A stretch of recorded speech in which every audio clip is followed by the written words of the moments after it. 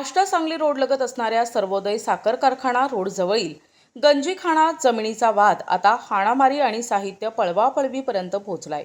यात आष्टा येथील एक पोलीस कर्मचारीच सूत्रधार असल्याने आष्टा पोलीस सहकार्य करत नसल्याचे तक्रारदाराचे म्हणणे आहे।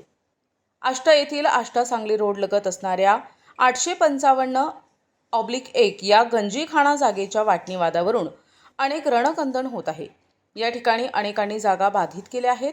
यात विनोद कांबळे यांच्या जागेवर सचिन हलुंडे यांनी भाडेतत्वावर जागा घेऊन या ठिकाणी शेड उभे केले होते। काल रात्री 9च्या पुढे या ठिकाणी आष्टा येथील पोलीस भरत खोडकर यांच्या सांगण्यावरून हे शेड खोलून त्याचे साहित्य लंपास करण्यात आले आहे। तसेच सुनील उर्फ राजू काटकर आणि कांबळे नामक युवकांना मारहाणही करण्यात आली आहे।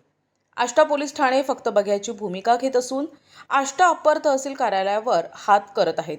घटनेचे कोणतेही गांभीर्य आष्टा प्रशासनास नाही। पोलीस कर्मचारी असणाऱ्याला पोलीस पाठीशी घालत असल्याचा आरोप तक्रारदार सचिन चौगुले यांनी केला आहे।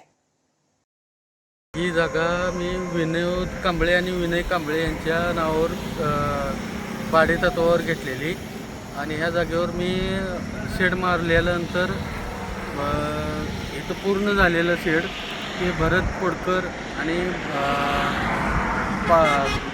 बंडू खोडकर यांनी दोघांनी मिळून तिथला शेड माझा रात्री त्यांनी चोरून नेलेला आहे आणि ह्याच्यावर पोलीस स्टेशनला कारवाई करा म्हणताना त्यांनी काय केलं नाही त्याच्यावर आणि त्याने मला सहकार्य न केलं आणि त्यामुळं माझं नुकसान जवळ 7 ते 8 लाखाचं झालेलं आहे।